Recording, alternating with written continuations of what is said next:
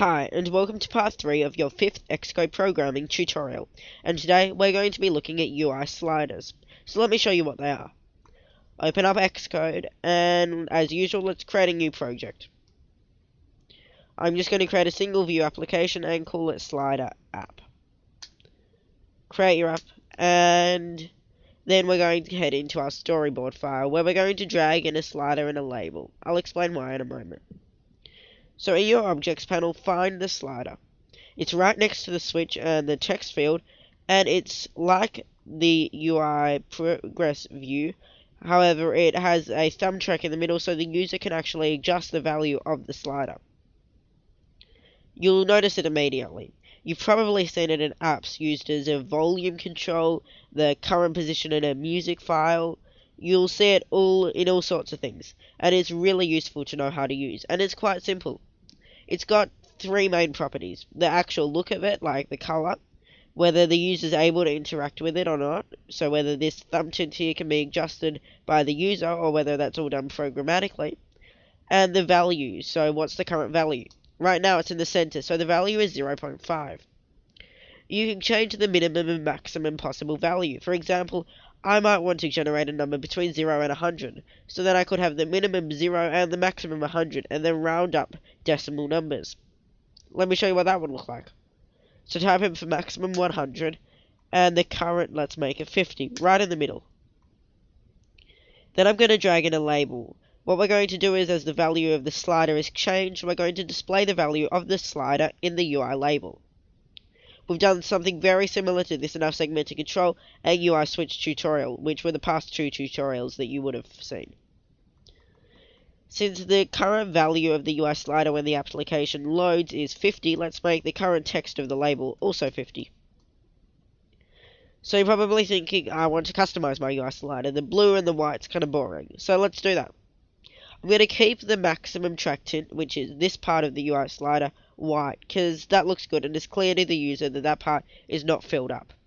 I'm also going to keep the thumb track tint, which is the little circle that the user can click on and drag around, white, so it's easy to see. But I'm going to change this blue. So in the side, under the slider menu in the properties viewer, let's change minimum track tint to yellow. You can change it to whatever you want. Then open up your assistant editor. I'm going to click on our slider and right click and drag. But you'll notice we've forgotten to do something. We need to put a curly bracket after the add interface line, just so that our IB outlet works as we want it to. We want it to be an outlet, a UI slider, and the storage type strong. I'm going to call mine slider. Then we need to create an outlet for the UI label, so let's do the same thing, except make sure the type is label, and I'm going to call it label. Then, again, we're going to right-click on our UI slider and drag it underneath the curly bracket. Select the connection to be action and the event value changed. Make sure the event is value changed. Type ID, argument sender, and I'll call it slider changed. Let me explain why we've done all of this. We need an outlet for the slider because we need to get some of the properties of the slider, specifically the value. As the slider value is changed, we're going to run this action. And in that action, we need to be able to say what's the current value of the slider, so we need the outlet for it. And we need to change the label's text, therefore we have an outlet for the label. So now we can go into our viewcontroller.m file and start adding in some code. Inside our slider change method, we need to set up label.text equals square brackets ns string with format, and then leave that blue box, close this square brackets, and put a semicolon. Let me explain why we've done that. Normally we'll type label.text equals @talkingmark and type the text we want. But in this case we don't want to just display some set text. We need to display text and a number.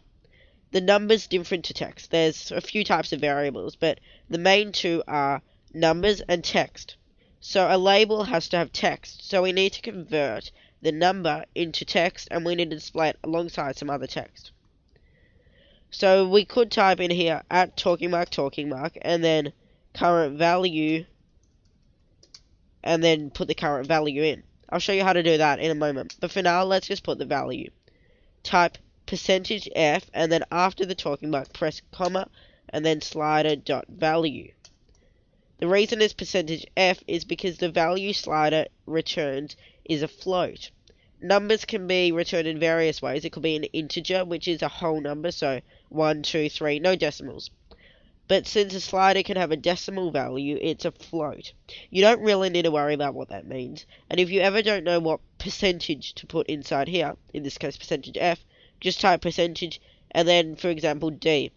You'll then get a warning saying that the type is invalid because that's a float and percentage D indicates an integer, and so you'll get an automatic fix it replace statement. Just double click on that and Xcode will fix it up for you. Let's run the application and see if it works. Click run in Xcode and wait for the iOS simulator to start up. You shouldn't be getting any errors. So once the iOS simulator starts up, what you'll see will happen is as we change the value of the slider, the text on the label will change to be the number which is actually the value of the slider. Let's try it out. So at the moment it's 50 and the value of the slider is 50. Let's click on the slider and you'll notice when I clicked on it I moved it slightly. So the value of the label also changed slightly. As I move it up and down, you'll see that the value on the label changes to match the value of the slider. You'll see that it does return a really high decimal value. So you're probably wondering, how do we get rid of this? Well, it's not too difficult. What we are going to do is we're going to convert the float to an int. As I just mentioned, an integer cannot have any decimals, so by default Xcode will round up or round down the float, whatever it matches. So we need to change this code a bit. Let's delete this line of code here, and I'll zoom in, and we need to create a float. We'll call it float, and we'll call it the value float, and then type equals slider dot value semicolon. We're just creating a float of the slider as value. Then we need to create our int, so type int value int equals, and then we do brackets int close brackets value float semicolon. So that's converted this float here to an integer. Then we're going to display the int in the label. So type label.text equals ns string with format as we did before. But instead of doing percentage F, we're going to do percentage D, which is the formatting we use for an integer, and then type value int. Close the square brackets and put a semicolon. In case that wasn't clear, what percentage D does is it means that we can then display an int. If we wanted to display the float, we do percentage F. Let's run that application now. Stop the current build, obviously. And hopefully what will happen is the number will round to the nearest whole number. As you can see, it now does, and we've got a whole number, which is much neater. There are ways, if you want just 1 or 2 decimal places instead of 4, to do that, and just Google it, and I will do a tutorial later on how to do that, but for now I'm not going to include that in this tutorial. So as you can see, we can easily adjust the value of our slider, and it'll round it to a whole number, as sliders, no matter what, have to be a float, because they have to have decimal places.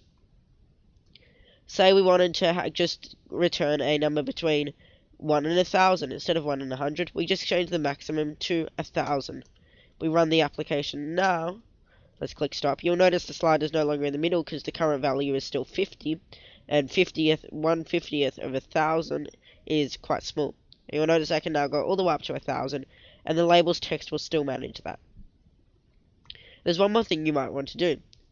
You might want to, instead of just having the number, type current colon 50. Looks a bit neater. So we'll change the text of the label, but now if we run the application, you'll notice that the label's text will say current 50, but as soon as we adjust the slider, it'll go back to just a number.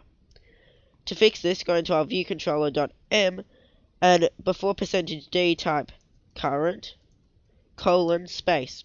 Percentage D is pretty much just in place of the integer, the number. So I can type anything around percentage D, and the integer will be displayed in between current and high, for example. Let's run that again, and you'll see that it should all work well. Yep, and as you can see, current stays there. And the number still changes as we change the value of the slider. So you might want to use a slider for various things, and you might not want the value of the slider to be rounded to the nearest whole number, in which case, just delete the int value int. Let's just delete label.text, and from here, you've got these two variables that you can use in your own application. If you've got an application you want a whole number, just use the number value int. If you've got an application where you're using a number with decimal points, then use value float as your variable.